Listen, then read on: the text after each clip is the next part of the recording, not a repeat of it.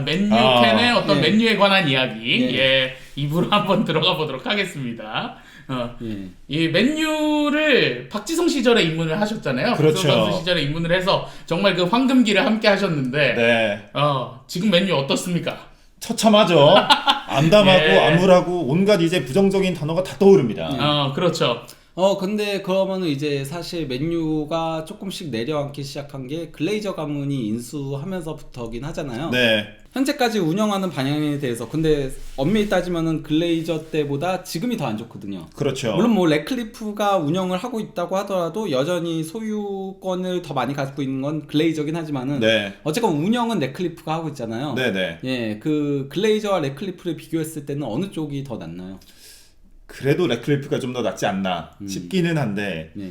사실- 성적은 더 안 좋아지고 있는. 네, 성적은 더 안 좋아지고 있지만 성적 이제 따윈 필요 없다? 성적은 이제 감독의 좀 책임이 아닌가. 예. 네, 감독이 이제 성적을 내라고 이제 선임을 하는 거기 때문에 다만 이제 이른바 좀 근본이라고 하죠. 래클리프가 이제 좀 관리를 하게 되면서 맨유 좀 근본이 조금씩 쌓이고 있다라는 느낌은 받았는데 감독에서의 근본을 좀 찾아볼 수가 없는 그런 시즌이 아니었나. 이게 항상 이민규 캐스터랑 이야기를 해보면 근본, 낭만 이런 거를 굉장히 중요시하거든요. 정체성 이런 것들. 네. 예, 그래서 맨유를 좋아하는 것도 없지 않아 있는 것 같은데 네. 현재 맨유는 근본이라고는 찾아볼 수 없는 팀이 됐습니다. 예, 아예 없죠. 예. 그러면은 이제 퍼거슨 이후의 감독들이거든요. 네. 예, 한번 읊어보시죠. 일단 모예스가 처음에 들어왔고 음. 그 다음에 뭐 순서는 지금 다릅니다만 사진으로 봤을 때는 뭐 솔샤르, 아모림, 테나흐, 무리뉴, 바나 이렇게 딱 거쳐갔는데 순서대로 하면은 모밤, 무솔, 랑을 넣기도 빼고, 한데 사실 임시 네. 감독이어서 빼는 게 맞다라고 생각하고요. 그 다음에 예, 테나흐, 아모림 이렇게. 예. 이 정식 감독만 쳤을 때는 그렇게 되는 거고 네. 이 모예스 시절부터 꾸준히 좀 몰락의 시대를 겪다가 테나흐 시절에 완전히 무너졌고 그리고 이제 아모림까지 그 무너진 거를 이어가고 있지 않나 네. 이렇게 보여집니다. 근데 그러면은 개인적으로 맨유 팬으로 뽑는 퍼거슨 이후에 감독 순위를 한번 뽑아 보시죠. 네. 일단 정식 감독으로만 하죠. 네. 예. 1등 조세 무리뉴 뽑겠습니다. 무리뉴. 네. 인정.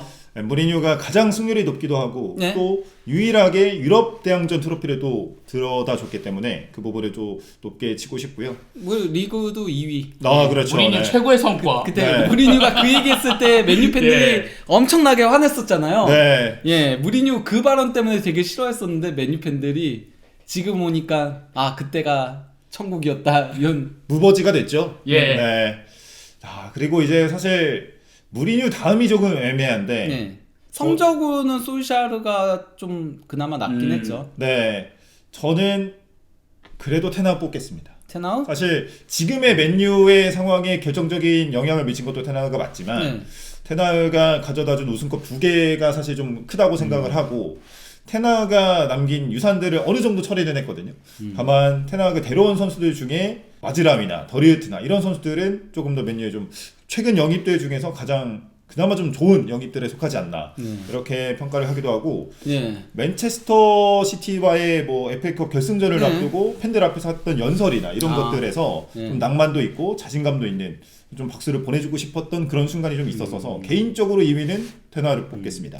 저는 사실 테나우가 가장 문제였다라고 생각을 하거든요. 그렇죠. 저는 왜냐면은 어쨌건 간에 뭐 단순 성적으로만 생각을 하면 안 된다라고 봐가지고 네. 맨유가 왜 이렇게까지 내려오게 됐는가에 결정적인 토대를 마련한 건 저는 테나우라고 생각해요. 네. 테나우가 가장 많은 돈을 쓰기도 했고 근데 문제는 그거를 어쨌건 간에 아들과 본인의 그 이익을 위해서 쓴 부분들이 있다 보니까 저는 그게 이제 아모림한테는 그래도 뭐 이전 감독들보다는 조금은 지원이 부족했던 이유 중에 하나라고 생각도 그렇죠. 하거든요. 네. 예, 그때 아꼈으면은 지금 더 여유 있게 더 원하는 선수들로 갈 수도 있고 그리고 저는 아모림은 그냥 보드진들이 잘못 선임을 한 거라고 생각을 해요. 아, 네. 처음부터 잘못됐다. 왜냐면은 애당초 저는 그러니까 아모림 자체가 맨유의 그전 그 테나흐 때랑은 너무나도 다른 스타일이어서 맞지 그렇죠. 않는 퍼즐이었다. 약간 좀 그런 느낌이었어가지고 아, 아모림이 좋은 감독인 것과 별개로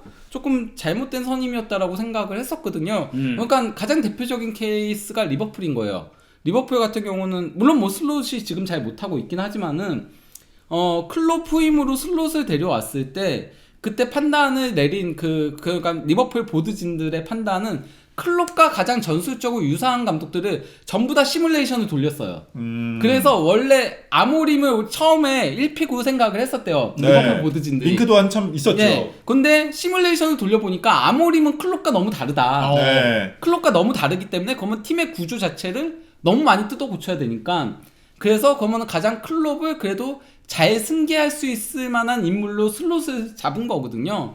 저는 그러니까 그런 게 필요했다라고 생각을 하는데 맨유 보드진들이 조금 그런 부분이 부족했기 때문에 네. 예. 그러면 당시에 아모림을 영입할 때 맨유가 좀 이어가려고 했던 색깔은 누구의 색깔이었던 건가요? 그런 게 없어요. 없었어요.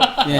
아니 그러면은 그래서 만약에 그렇게 싹 다 뜯어 고시커면은 그러면 확실하게 돈을 가지고 그렇게 해줘야 돼요. 네. 밀어줬어야 돼. 그랬으면 아모림도 불만이 안 쌓였겠죠. 그렇죠. 근데 그러지는 못하는 상황이었잖아요. 그것 때문에 막 점심도 안 주고 네. 뭐도 안 하고 막 이런 거잖아요. 막 직원들 막 자르고 막 이런 거잖아요. 네. 예, 그럴 정도였으면은 그러면은 최대한 그래도 테나가 이래 뭐 좋았건 어쨌건 마음에 안 들었건 어쨌건 간에 그 전술 스타일을 조금은 어느 정도는 계승하면서 발전시킬 수 있는 사람을 데려왔어야 됐다라는 거죠. 네. 예, 완전히 다른 전술을 쓰는 사람을 데려온 것 자체가 그러니까 중원 부족하다, 네. 뭐 부족하다 이렇게 되는 거잖아요, 말 그대로. 그렇죠. 예. 저는 아모림은 조금 어쨌건 선수가 부족한 것도 맞긴 하거든요. 네. 그런 면에서 아모림이 가장 안 좋은 성적을 낸 사람도 맞긴 하지만은 네. 그래서 거기에 책임은 무조건 져야 되긴 하지만은 저는 그래서 테나우가 가장 문제가 컸다라고 개인적으로 생각해요. 이거는 성적과는 별개라고 네, 별개의 생각해서 문제죠. 예, 뭐 그렇습니다. 네. 이 아모림을 제외하면 네. 지금 있었던 감독 중에 제일 이 사람은 별로다. 이 사람은 데려왔으면 안 됐다라고 하는 감독들이 있다면 누가 있을까요?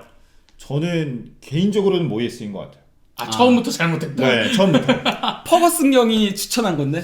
그렇지만 사실 퍼거슨 감독님도 영입을 할 때 좀 실패한 선수들이 좀 있잖아요. 그런 것처럼 사실 퍼거슨 후임 모이에스는 조금 좀 아니라는 선택이지 않았나. 근데 퍼기경이 너무 워낙 대단한 분이라서 그렇죠. 누가 와도 그랬지 않았을까요? 그렇긴 하지만 일단 네. 퍼거슨 이후에는 정말 전술적으로 좀 휘어잡을 수 있는 뭐 과르디올라 같은 네. 그런 스타일이 좀 왔었어야 됐는데 모예스로는 좀 많이 부족했다. 네, 저도 모에스 선임도 역시나 비슷한 결에서 잘못된 선임이었다라고 생각하긴 해요. 네. 왜냐면은 모에스는 그러니까 모에스 괜찮은 감독이죠. 괜찮은 감독이긴 하지만은 기본적으로 이제 중위권 전술을 쓰는 감독이거든요. 네. 전형적인. 그러니까 상위권 팀에서는 상위권의 전술이 있는 건데 그게 이제 뭐 기본적으로 공격에 있어서의 세밀함 같은 것들이 필요한 건데 모에스는 그 부분에서는 약점이 항상 있었던 감독이어서 네. 예, 그냥 기본적으로 수비 단단하게 닫고 조금 역습치고 그리고 또 이제 세트피스하고 그런데 그러면은 맨유의 결과는 좀 많이 다르긴 하죠. 그렇죠. 어쨌든 맨유는 그러면 포기경 이후에 모든 감독들이 거의 실패라고 봐야겠네요. 그렇죠. 네. 뭐 그나마 무리뉴 정도?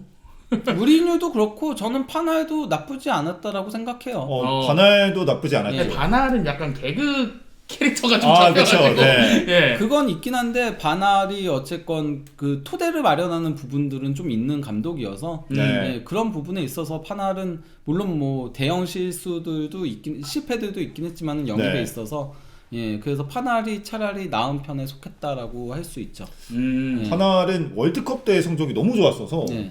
되게 기대를 많이 했는데 개막전부터 이제 기성용 선수한테 좀 일격을 당하면서 기대를 실망으로 바꿨던 인물이었습니다. 그렇죠. 무리뉴가 가장 어쨌건 퍼거슨 이후에는 가장 네. 나은 감독이었던 건 맞고 솔샤르도 그래도 우려보다는 잘했던 편에 속한 성적적인 부분에서는 네. 그래서 제가 3위로 솔샤르를 뽑겠습니다. 어. 사실 솔샤르가 말년에 너무 안 좋아서 저는 그런 고민이 들었거든요. 이게 구단 레전드인데 이렇게까지 안 좋으면 사실 구단과 좀 작별을 아름답게 하지 못하는 그림이다 보니까 걱정을 했었는데 그래도 솔샤르 같은 경우에는 해준 것도 좀 있고 사실 솔샤르가 좀 보는 눈이 좀 있는 것 같아요. 솔샤르 때 원했던 선수 3명이 홀란드, 라이스, 벨링엄인데 만약에 맨유가 그 선수들을 데려왔더라면 지금 좀 많이 달라지지 않았을까. 뭐 물론 이제 스포츠에 만약은 없지만 그렇죠. 왜냐면은 그때 영입을 원했을 때의 혼란과 그때 뭐 벨링엄과 그건 사실 어쨌건 그렇게 보여준 게 없었을 시기이긴 하거든요. 그렇죠. 그래서 원래 혼란 영입 얘기 나왔을 때 지 에제제 데려오려는 거 아니야? 네. 이런 얘기들도 나오고 했었어요. 그 얘기가 있었죠. 예. 그래도 일단 솔샤르가 어쨌든 구단 레전드 출신이기도 하고 그 부분에서 좀 높은 점수를 주지만 좀 말년에 좀 아쉬웠던 게 개인적으로는 좀 많이 안타깝고 예. 그 다음에 이제 4위로 뽑는 게 바로 파날. 파날은 월드컵 때 기대를 많이 했었지만 막상 뭐 영입도 되게 많이 해줬었거든요. 그때 당시에 에레라, 슈바인슈타이거, 슈나이덜린 미드필더진도 굉장히 많이 강화를 했었는데 대형 영입은 다 실패했어. 네. 도리어 그냥 키워낸 애들이 더 나았었고 레시포드 네. 같은 애들. 예. 오히려 이제 유스를 좀 올려다 썼던 그렇죠. 게 좋은 선택이 됐었고 그냥 파날은 그러니까 선수 영입하지 못하게 하고 유스들 키워서 쓰라고 하는 게 더 나아. 네. 바이언에서도 그랬었고, 예. 아. 바이언에서도 그래서 뮬러 같은 선수, 그 그렇죠. 슈바인슈타이거 중미로 보직병 영입시켜서 대박친 거, 바트 슈트버 이게 다 파날이니까. 네. 그렇죠. 파날은 그냥 스타 선수들 영입 안 시키고 유스들 끌어다 써 하면은 그러면 리빌딩은 잘할 감독. 네. 딱 리빌딩용으로 써야 돼 파날은. 지금 딱인데? 지금 파날 너무 토트넘. 늙었어 지금. 딱인데? 예. 지금 할아버지야. 지금은 안 예. 돼.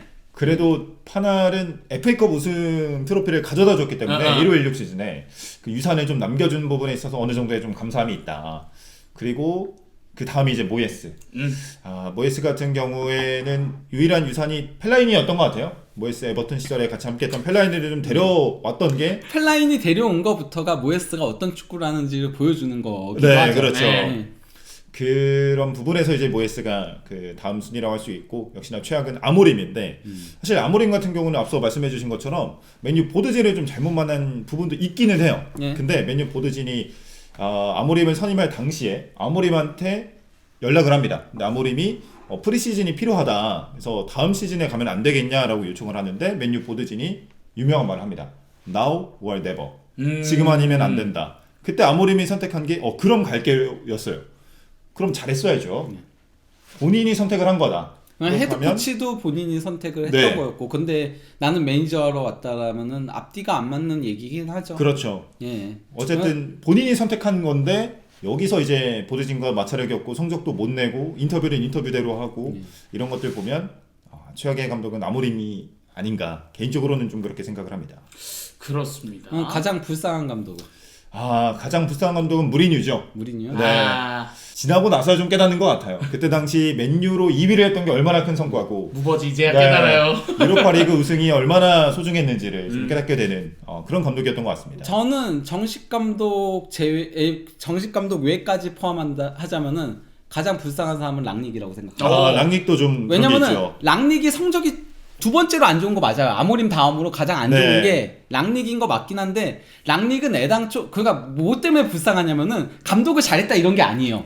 랑닉은 애당초 단장으로 왔어요. 그렇죠. 감독으로 온 게 아니었죠. 네, 왔던 게 단장. 그래서 원래 그러니까 제가 그래서 테나가 최악이라고 얘기하는 게 여기서도 또 연결이 돼요. 네. 원래는 맨유가 이때 이제 단장과 감독의 역할 분담을 시키려고 했어요. 네. 그래서 랑닉이 레드불에서 그 프로젝트를 워낙 잘했었으니까 랑닉을 데려와서 선수단 영입해가지고 구조를 바꾸겠다. 그래서 그렇죠. 빌드에 나가겠다라고 계획을 하고 데려왔는데 랑닉 오자마자 임시감독 갑자기 선임돼가지고 네. 임시감독을 맡아서 급작스럽게 하게 됐고 그래서 다음 감독한테 선수들 최대한 지원해주려고 그때 맨유 안 좋은 상황이었는데 영입도 안 했어요. 맞아요. 영입도 안 하고 임시감독을 한 데다가 임시감독을 하고 있는데 그리고 랑닉이 원래 테나우를 데려오자 이렇게 얘기를 해가지고 네, 맞아요. 그렇게 됐던 거였거든요. 근데 테나우가 나 싫은데 내가 매니저 할 건데 이래가지고 랑닉을 내쳤다고요. 네. 저는 그 둘이 공존했을 때의 조합을 좀 궁금했었는데 테나우를 헤드코치로 그랬으면 네. 괜찮았을 거예요. 테나가 이제 매니저 역할을 하다 보니까 랑닉이 자연스럽게 자리가 없어져 버려요. 그렇죠. 테나가 아약스에서 성공했잖아요. 네. 왜 성공했었냐? 오베르마스가 단장을 했고 오베르마스가 맞아요. 영입 다 했고 그때 테나가 영입권이 없었어요. 근데 테나가 그 후 영입권을 가지기 시작하면서 무너진 거거든요. 테나우가 문제구만. 사실 이게 성적을 기준으로 이렇게 평가를 매겼는데 이렇게 또 얘기를 나누다 보니까 테나를 좀 밑으로 내려야 되지 않나. 테나우를 2위로 좋아하시는데 네. 테나우가 문제였네요. 네. 저는 그렇습니다. 그래서 그것 때문에 모든 계획이 어그러지게 된 이유 중에 하나라고 생각을 해가지고 그래서 그렇게 봅니다. 잃어버린 지금 잃어버린 3년 4년의 시간이 너무나도 크죠. 3년이 되는 거죠. 거의. 네. 성적으로만 보면 트로피 2개인데 그 외적으로만 보면 최악이긴 해요. 그렇죠. 네. 다른 것들이 최악이니까 네. 성적으로 그게 커버가 안 되는 뭐 트로피가 커버가 안 되는 좀 이런 것들이 좀 나오고 있는 것 같습니다. 테나우는 성적 그 트로피로는 사실 뭐 다른 감독들보다 나은 부분들도 그렇죠. 있죠. 그거면은 거의 한 무리뉴만큼은 아니더라도 솔샤르랑 비벼볼 만하지 않나. 네. 예, 공동 2위 정도를 할 수 있죠. 성적으로만. 네, 성적으로만 성적만 본다면. 놓고 봤을 때. 네. 그렇죠. 근데 이제 다른 것들 뭐 팀 운영이나 이런 것들을 봤을 때는 최악의 감독 중에 하나일 수밖에 없다라는 말인 것 같습니다. 리버풀한테 0대7로 졌을 때도 감독이 테나우였어요. 오, 그렇죠. 네. 그거는 리버풀이 강했다라고 하는 게 더 기분 나쁜데요.